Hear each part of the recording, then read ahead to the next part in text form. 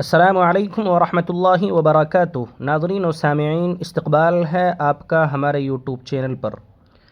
آج ہم آپ حضرات کے سامنے ایک اہم اور تاریخی مسئلہ لے کر حاضر ہوئے ہیں۔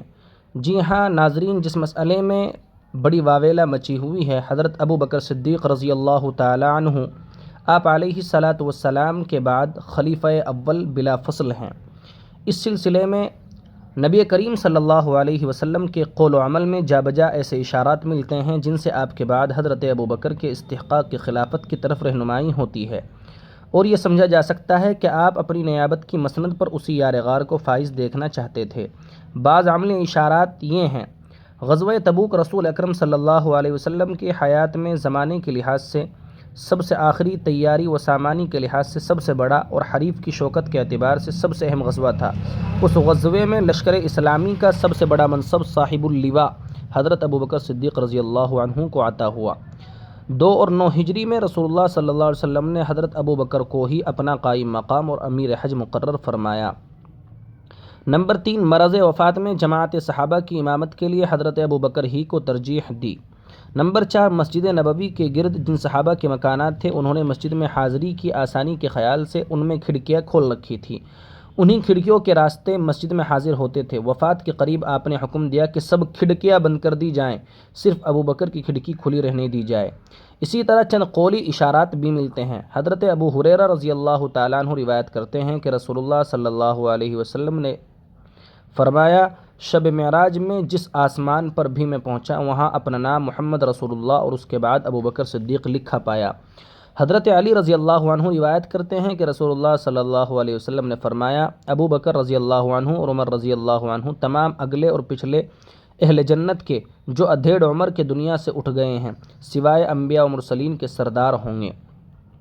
حضرت ابو سعید رضی اللہ عنہ روایت کرتے ہیں کہ رسول اللہ صلی اللہ علیہ وسلم نے فرمایا، ہر نبی کے 2 وزیر آسمانی مخلوق میں سے اور 2 زمینی مخلوق میں سے ہوتے ہیں، تو آسمانی مخلوق میں سے میرے 2 وزیر جبرائیل اور میکائیل ہیں، اور زمینی مخلوق میں سے ابو بکر و عمر رضی اللہ عنہما ہیں۔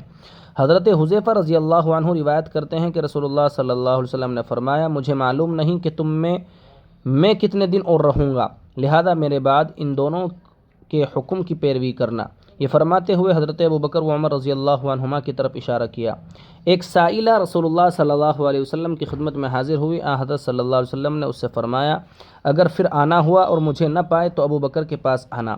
خود صحابہ کرام جو دربار نبوت کے ہر وقت کے حاضر باش تھے، ان کی بھی یہی رائے تھی کہ رسول اکرم صلی اللہ علیہ وسلم کے بعد سب سے افضل حضرت ابو بکر صدیق رضی اللہ عنہ ہی ہیں۔ حضرت ابن عمر رضی اللہ تعالیٰ عنہما فرماتے ہیں کہ ہم صحابہ رسول اللہ صلی اللہ علیہ وسلم کے زمانے میں ابو بکر رضی اللہ عنہ کے برابر کسی کو نہ سمجھتے تھے، پھر ان کے بعد عمر، ان کے بعد عثمان کا درجہ قرار دیتے تھے، پھر تمام صحابہ کرام کو بلا ترجیح رہنے دیتے تھے، ان میں سے کسی کو دوسرے پر فضیلت نہ دیتے تھے۔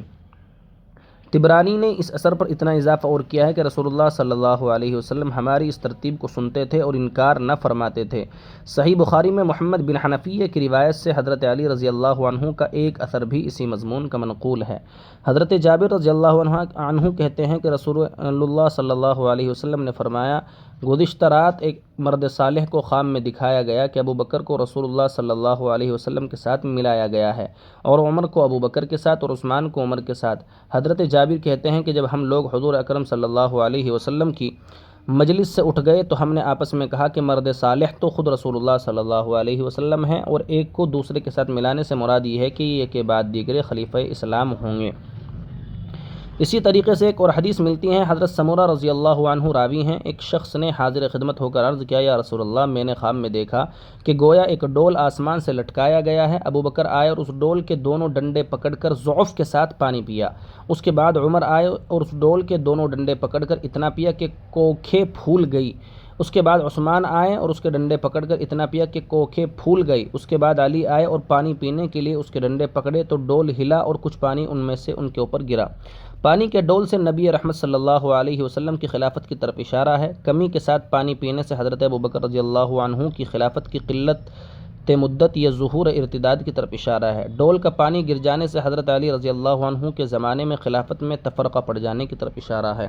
بہرحال یہ مختصر سی رپورٹ آپ کے گوشے گزار کی گئی ہے۔ آپ کمنٹ باکس میں ضرور بتائیں کہ آپ کو یہ ویڈیو کیسی لگی۔